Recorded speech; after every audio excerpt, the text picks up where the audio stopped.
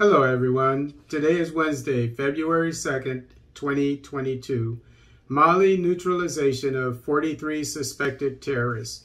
This article is taken from Mali Act 2.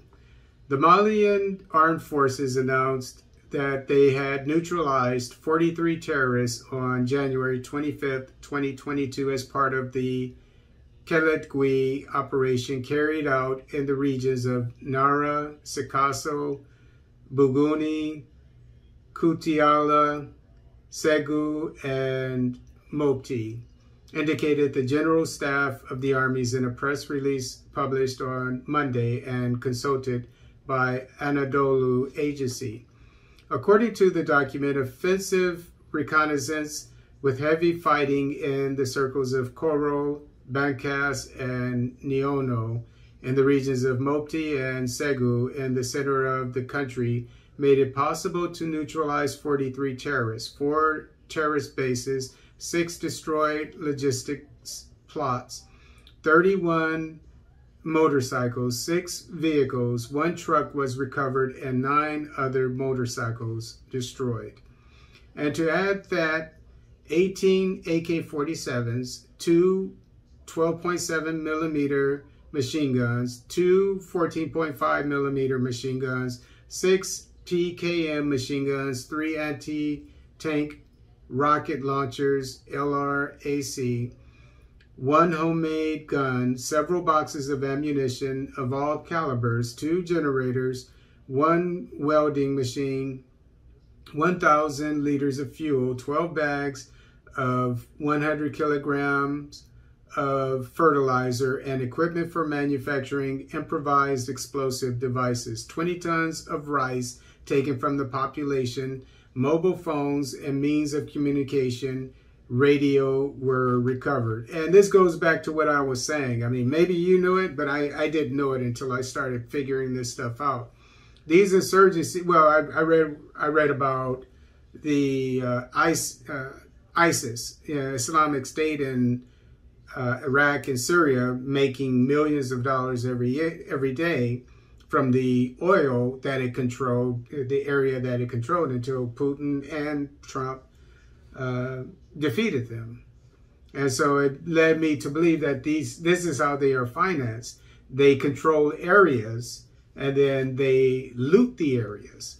And in this case with Mali, they're stealing things like rice, agricultural products, and like rice, and then you have the fertilizer.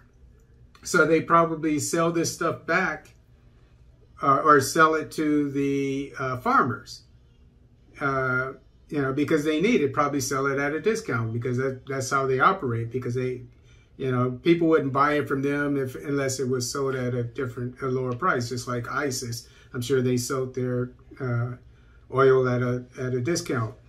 But we see here what's going on, how they are funded. They loot the areas that they control.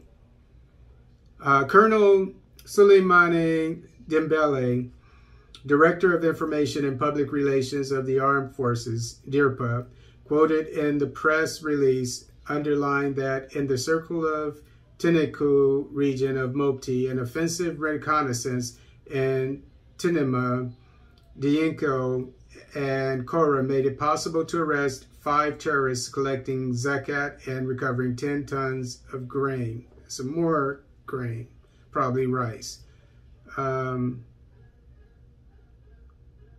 Okay, a reconnaissance. This was done because of a reconnaissance, spying basically. Okay, so, and this goes back to what I've been saying. To defeat these insurgencies, one of the best things you can have other than boots on the ground is intelligence, spying on people. And there are many ways that you can spy on people. And the African nations need to up the ante on their espionage and counterintelligence operations. In the Nara region, the effort focused on the search for intelligence, particularly on terrorists hiding among the population and their accomplices.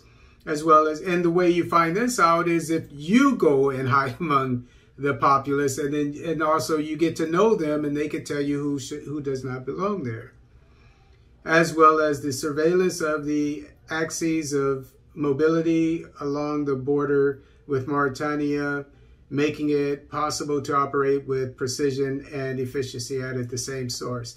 Dembele notes that in the regions of Sikasso, Bugoni, and Kutiala, offensive reconnaissance spying conducted in the sectors of Tandio, Diarman, Gole, Urikela, including along the border with Burkina Faso, allowed the destruction with artillery and the search of a terrorist base in the hills of Tandio.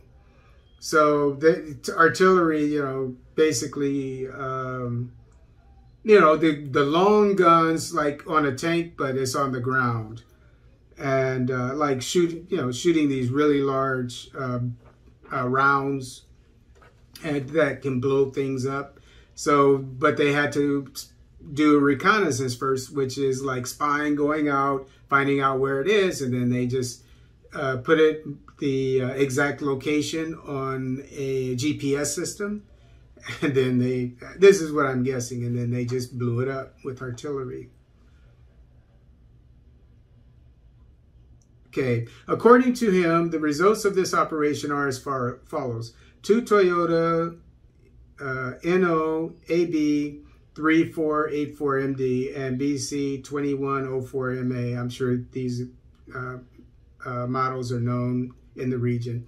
Vehicles in good condition, abandoned by the terrorists, recovered. A suspect arrested, made available to the National Gendarmerie. Finally, the staff notes that the balance sheet has evolved compared to that of last week, despite the mode of action of avoidance adopted by the terrorists en route in the southern and central zones. He asserts that this is explained by the collaboration and the precision of the intelligence.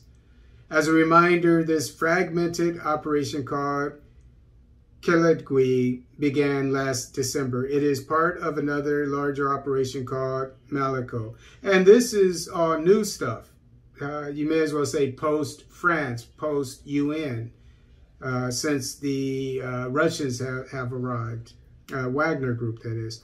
Hundreds of previous actions have been carried out with latest generation logistical means. Okay, logistics means,